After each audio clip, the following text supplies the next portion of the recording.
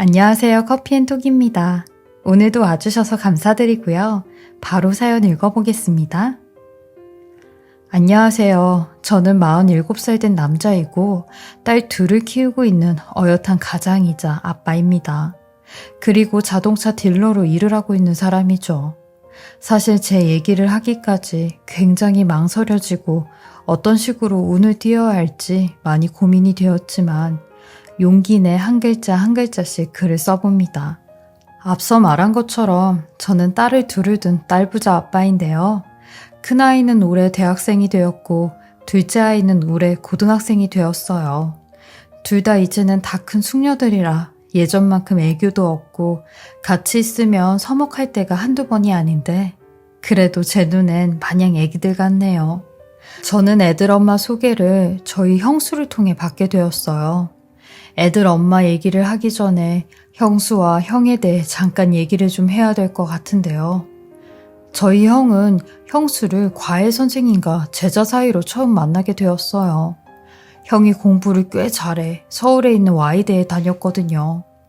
같은 형제지만 저랑 많이 다른 형이었어요. 동네에서도 꽤 소문난 수재여서 형이 방학 때 고향에 내려왔다 하면 동네 중고등학교 다니는 애들은 다들 옆구리에 문제집을 하나씩 끼고 저희 집으로 왔어요. 저는 워낙 공부보다는 축구나 뜀박질을 하는 게 더 재밌었기에 방학 때만 되면 운동장에서 볼을 차기 바빴어요.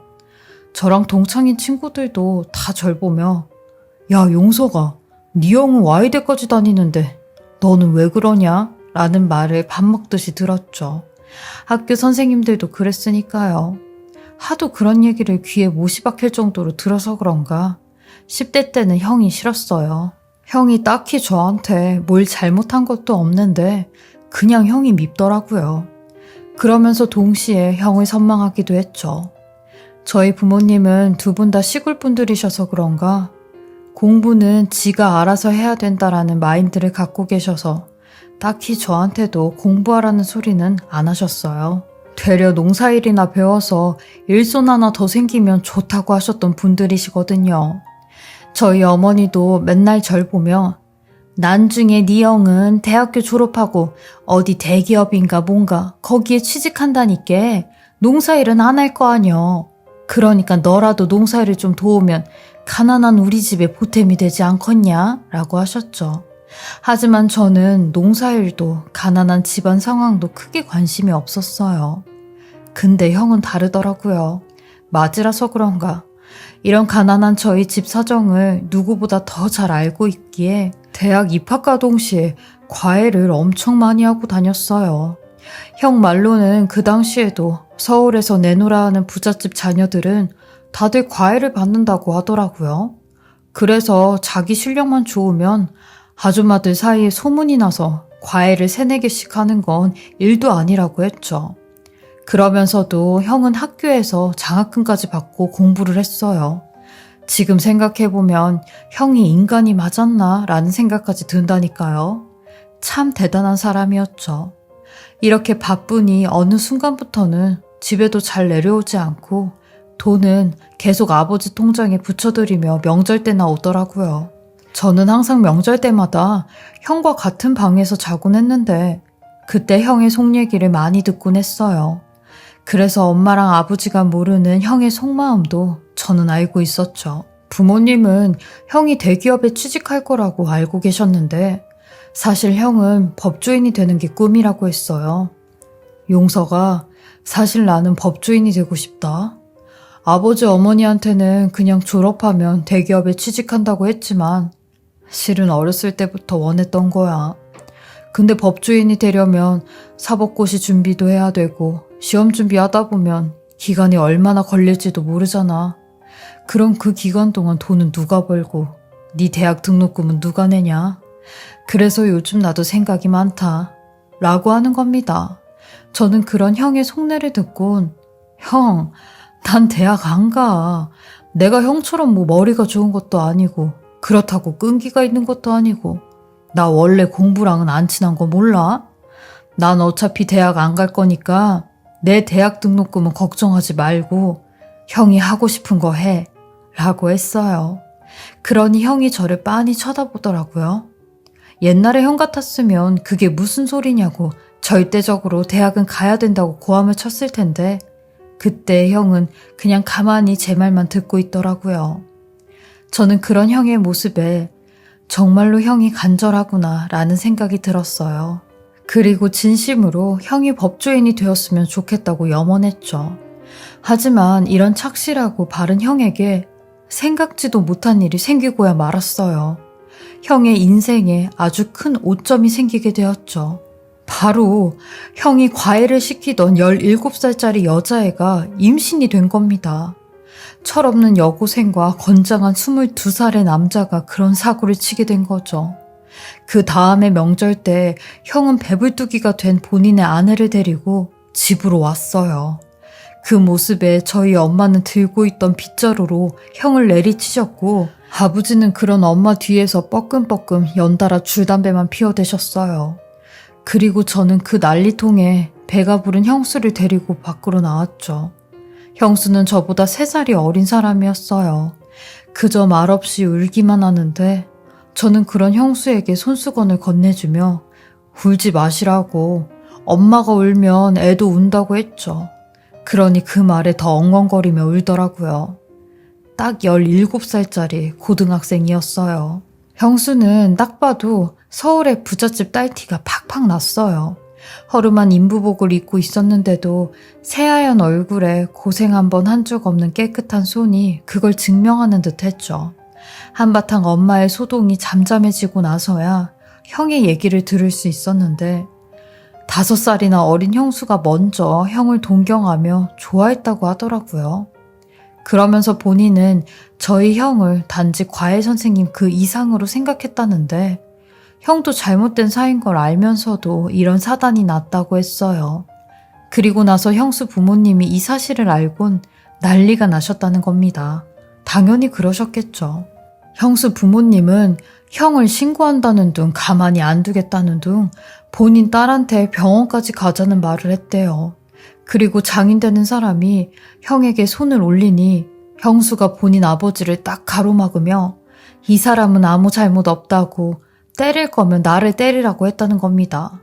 형수 부모님은 완전히 뒷목 잡고 본인 딸이랑 형이랑 떼어놓으려고 하니 형수가 이 사람이랑 나랑 떼어놓는 순간 나는 저 세상 사람 되는 거라고 그렇게 하려고 엄포를 놨대요. 그러니 부모 이기는 자식 없다고 결국 형수 부모님도 지금 집 나가버리면 이 시간 이후로부터는 우리랑 완전히 남남이라고 연 끊고 사는 거라고, 너 우리랑 연 끊고 살 수 있냐고 해도 형수는 아랑곳하지 않고 집을 나왔다는데 집을 나와도 갈 데가 없으니 결국 저희 집으로 온 겁니다. 엄마는 그 말을 쭉 듣고는 바닥을 몇 번이나 치시며 어쩌겠냐고 우리가 데리고 살아야지 하셨고 형수 부모님한테도 연락을 드렸어요. 이왕 이렇게 된 거 어쩌냐고 두 애들 같이 살게 해야 되지 않겠냐고 했대요. 그러니 형수 어머니께서 저희 엄마한테 가진 모진 소리를 하시며 딸 하나 없는 셈 칠 거니까 2번 다시 연락하지 말라고 하셨대요. 그러니 저희 부모님이 이 어린 형수를 데리고 살면서 출산과 산후조리 그리고 검정고시까지 다 치르게 했죠. 하필이면 그때 또 형이 나라의 부름을 받고 군대에 가 있었거든요. 엄마는 다 늙어서 애를 또 하나 키우는 기분이라며 평생을 속 한 번 썩인 적 없던 놈이 왜 나이 먹어서 이렇게 부모 속을 썩이냐며 한탄을 하셨어요. 그럴 때마다 형수도 저희 엄마 눈치를 무진장 많이 봤는데 저는 그런 어린 형수가 안쓰러워 엄마에게 눈칫밥을 먹을 때마다 형수를 살짝 데리고 나와 과일이라도 하나 사주며 달래주곤 했죠. 형수는 항상 절 보며 아주버님은 참 마음이 따뜻하신 분 같다고, 이 집 남자들은 다들 성품이 이렇게 따뜻한 것 같다며 나중에 제가 아주 좋은 여자 한 명 소개해 줄 테니까 조금만 기다리라고 했어요. 그때는 그 말이 그냥 흘려서 하는 말인 줄 알았는데 정말로 제게 여자를 한 명 소개해 주더라고요. 근데 그 여자가 바로 형수님의 쌍둥이 여동생이었어요. 형수님이 조카를 출산하고 3년 뒤 20살이 되었을 때 그때 처음으로 형수님의 쌍둥이 여동생이 저희 집에 찾아왔어요. 그동안 형수님과 전화와 편지로만 서로 연락을 주고받았는데 쌍둥이 여동생이 20살이 되면서 집으로부터 조금 자유로워져 제일 먼저 본인 언니를 보러 온 거였죠. 둘이 사이가 얼마나 좋은지 서로 보자마자 부둥켜 안고 우는데 저 어린 것들이 얼마나 보고 싶었으면 저럴까 하는 생각까지 들었죠. 그리고 나서 형수님의 쌍둥이 여동생이 저희 집에서 며칠 있다가 간다고 했는데 그때 형수님이 조심스럽게 본인 동생이 어떠냐고 물어보시더라고요. 사실 처음에는 별 생각이 없었는데 형수님과는 정반대의 성격이었던 여동생이 점점 마음에 들기 시작했어요. 같은 쌍둥이인데도 저희 형수님은 대차고 씩씩했는데 여동생은 조용조용하며 굉장히 사근사근한 성격이었어요. 저도 이런 형수님의 동생한테 마음이 뺏겼고 곧 제 아내가 되었죠. 저희는 말 그대로 겹사돈이 되어버린 겁니다. 전 아내와 딱 4년 연애하고 청혼을 했어요. 그리고 처갓집에 결혼 허락을 받으러 갔는데 장인어른과 장모님은 웬수 같은 인간들이 두 딸을 다 뺏어갔다며 아내에게도 어떻게 너마저 저 집안 남자랑 결혼을 하겠다고 해? 네 언니가 그러자고 하디? 그 악마 같은 엑스가 아주 지 동생까지 망쳐놓으려고 작정을 했구나. 너는 절대 안 된다. 죽어도 안 돼. 라고 하셨죠. 저는 어떻게든 장인어른과 장모님의 마음을 돌려놓으려고 부단히도 애를 썼고 드디어 제 진심을 알아주신 장인어른께서 6개월 만에 결혼 허락을 해주셨어요. 그리고 결혼식도 제대로 올리라고 하셨죠. 첫째 때는 결혼식 하나 제대로 못 해준 게 천추의 한이라고 하시면서요. 그때 처음 양가 부모님이 상견례를 하시면서 얼굴을 보게 되었어요. 그리고 저희 형수님 또한 7년 만에 본인 부모님을 보게 되었는데 아주 다행히도 장인 장모님이 형과 형수를 용서해 주시더라고요. 장모님은 생각보다 둘이 잘 살고 있었다며 되려 좋아하셨어요. 아주 우여곡절이었지만 해피엔딩이었죠. 그리고 영원히 해피엔딩일 줄 알았던 제 인생에 말도 안 되는 일이 생기게 되었습니다. 저희 부부와 형네 부부는 3달에 한 번씩은 꼭 국내 여행을 같이 가곤 해요. 저희 딸들과 조카딸도 서로 자매처럼 잘 지냈기에 같이 모이고 뭉치는 걸 잘했어요. 그리고 무엇보다 대기업에 다니는 형이 회사에서 콘도며 놀이동산 티켓이며 직원들한테 많이 나눠줘서 그 덕을 저희 가족도 같이 보곤 했죠. 그러던 2017년 여름 휴가 때 저희는 또 같이 휴가를 가기로 했어요. 이번엔 부부끼리만 가게 되었는데 애들은 머리가 크다 보니까 다들 바빠서 못 간다고 했죠. 그래서 하는 수 없이 저희끼리라도 가자고 했고 강원도로 동해바다를 보러 가자고 했어요. 그리고 저는 그날 일찍 퇴근을 해 먼저 가서 낚시라도 하고 있겠다고 했는데 집에서 살림을 하는 형수님이 자기도 먼저 가서 식사랑 이것저것 준비를 하고 있겠다며 같이 가자고 하더라고요.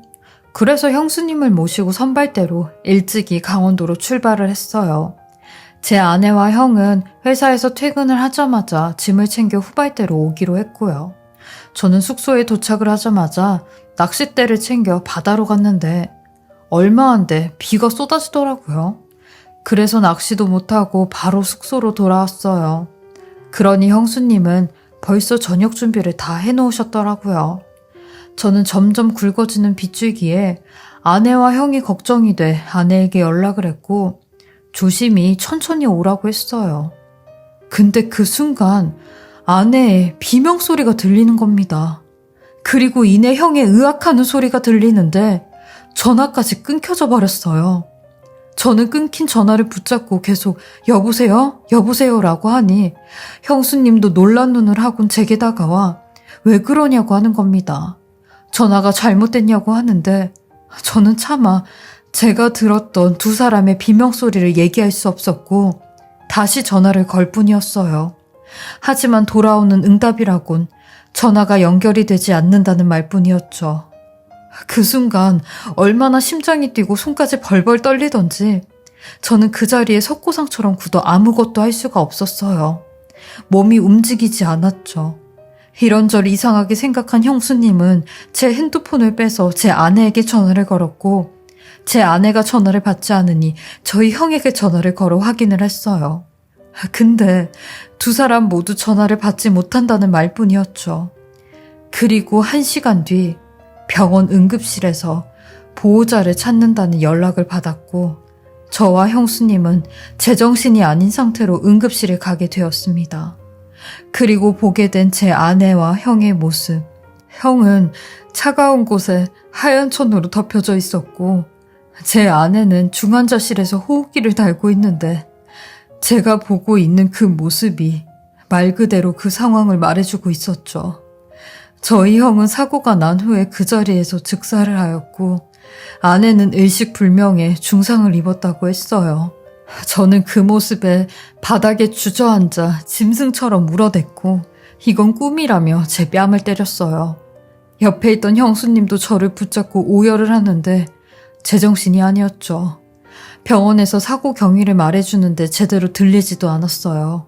나중에 제대로 들은 이야기인데 그날 비가 억수같이 내린 깜깜한 날 반대편에서 오던 레미콘 트럭이 빗길에서 미끄러지면서 저희 형과 아내가 타고 있던 차를 정면으로 박았대요. 그러면서 차가 완전히 형체도 못 알아볼 정도로 찌그러졌다고 했죠. 나중에 들은 사고 경위도 감당하기 힘들 정도였어요. 형은 그날 바로 장례를 치렀는데 솔직히 저는 아무런 생각이 나지 않아요. 저한테는 너무 감당할 수 없던 사실이었고 아내마저 중환자실에 누워있다는 사실이 저를 더 힘들게 했거든요. 그리고 딱 한 달 후 저희 아내마저 세상을 떠나게 되었습니다. 너무 가슴이 메였던 게 아무런 손도 쓰지 못한 제 아내를 보내준 것 같아 그게 아직까지도 응어리처럼 남아있어요. 그리고 아내의 마지막 장례식 날 밤에 형수님이 저를 쉬는 방으로 부르더라고요. 저는 그런 형수님의 부름에 아무런 생각 없이 따라 들어갔고 왜 그러시냐고 했어요. 그러니 갑자기 형수님이 제 손을 꽉 잡는 겁니다. 그러면서 서방님, 우리 딸 예린이랑 저 좀 서방님이 품어주세요. 라고 하는데 그게 지금 무슨 말이냐고 했어요. 그러니 우리 약속 하나만 해요. 나는 내 남편과 동생을 잃었고 서방님은 아내와 형을 잃었잖아요. 그러니까 우리는 이제 같은 아픔을 지닌 사람이에요. 이런 우리가 아이들을 위해서라도 서로 부모가 되어줘요. 나는 우리 조카 딸들의 이모이자 엄마가 되어줄 테니까 서방님은 우리 딸한테 작은 아빠이자 아버지가 되어주세요. 그래야 우리 애들들이 엄마 아빠의 빈자리가 느껴지지 않게 잘 클 것 같아요. 우리 딸이 시집을 가면 서방님이 우리 남편 대신 혼주석에서 아빠 노릇 좀 해주고 나도 우리 조카들 시집 가면 내 동생 대신 내가 엄마 노릇 해줄게요. 그러니까 우리 서로 애들에게 부모가 되어줘요. 살면서 저랑 서방님이랑 아무리 서운하고 섭섭한 일이 생겨도 아이들이 엄마 아빠를 그리워할 때는 그때만큼은 애들을 위해서 엄마 노릇, 아빠 노릇 좀 해줘요, 우리. 그래야 우리 새끼들이 덜 힘들어할 것 같아요. 라고 하는데 그 말을 듣고는 형수님의 손을 더 꼭 잡은 채 고맙다고 나는 그런 생각까지 못했다며 꺼꺼거리고 울었어요. 내가 우리 형에게 부끄럽지 않게 최선을 다해 조카한테 아빠 노릇 해주겠다고 약속을 했죠. 그리고 형수님 또한 제 아내를 대신해 저희 딸들에게 엄마 노릇을 해주겠다고 하더라고요. 그렇게 저는 아내의 영정사진 앞에서 형수님과 함께 약속을 했어요. 당신이 하늘에서 걱정하는 일 없게 우리 딸들 잘 챙기겠다고요. 그러니까 너무 걱정하지 말고 편히 눈 감아도 된다고 했어요. 저희 아내와 형은 같은 납골 땅에 안치가 되었는데요. 아내나 형이 보고 싶을 때마다 가서 같이 보고 오곤 해요. 아내랑 형 둘 다 거기선 아프지 말고 고통 없이 훨훨 날아다녔으면 하는 마음뿐입니다. 아내가 간 지 3년이란 시간이 흘렀는데요. 아직까지도 제 곁에 아내가 있는 것만 같아요. 저한테 잔소리를 할 것만 같고 저에게 밥을 먹으라고 할 것만 같죠. 근데 평생 이렇게 그리워하며 살 것만 같아요. 그리고 저는 형수님의 약속대로 형이 조카를 사랑했던 것처럼 저도 조카에게 무한한 사랑을 주고 있어요. 그리고 한 번씩 조카와 조카 남자친구를 불러 밥도 사주곤 하죠. 조카 남자친구를 아주 매의 눈으로 보고 있는 중입니다. 그리고 형수님 또한 저희 딸들과 함께 한 달에 한 번씩 같이 시간을 보내고 계세요. 미용실을 갈 때도 있고 쇼핑을 갈 때도 있는데 저희 애들 엄마가 애들이랑 같이 했던 걸 똑같이 해주고 계시더라고요. 저번엔 저희 둘째 딸이 제게 이런 말을 했어요. 엄마가 보고 싶을 때마다 이모를 보면 엄마를 보고 있는 것 같아서 너무 좋다고요. 엄마랑 이모가 쌍둥이다 보니까 이모를 보면 마치 엄마가 살아 돌아온 것 같다고 하는데 그 말을 듣고 가슴이 무너지는 것만 같았어요. 이 어린 아이가 그런 생각을 하고 있다는 게 너무 미안하고 가슴이 아팠죠. 제가 형수님한테도 이 얘기를 해주니 형수님은 되려 좋아하시며 제가 그렇게라도 우리 조카 딸들 마음을 위로해 줄 수 있다는 게 너무 행복하네요. 라고 하시더라고요. 형수님 덕분에 저희 딸들이나 조카 딸이 이별의 아픔을 더 빨리 치유한 것 같아 정말 다행이라 생각이 들어요. 엄마 아빠를 일찍 여인 아이들 치고는 표정이 정말 밝고 항상 긍정적이거든요. 형수님이 정말 큰 몫을 하신 것 같아요. 어쩌면 아내를 잃었다는 슬픔과 형을 잃었다는 슬픔으로 형수님과 더 멀어질 뻔했었는데 이런 제안을 제게 해주셔서 더욱더 가족이 굳세진 느낌이 들었죠. 형수님이 저보다 나이는 3살이나 어리지만 생각하는 건 저보다 더 어른 같았어요. 사실 어느 누구에게도 제 이런 속사정 그리고 가슴 아팠던 일들을 자세하게 얘기해 본 적이 없었는데 이렇게 속 시원하게 얘기를 하다 보니 마음이 조금은 풀린 것 같아요.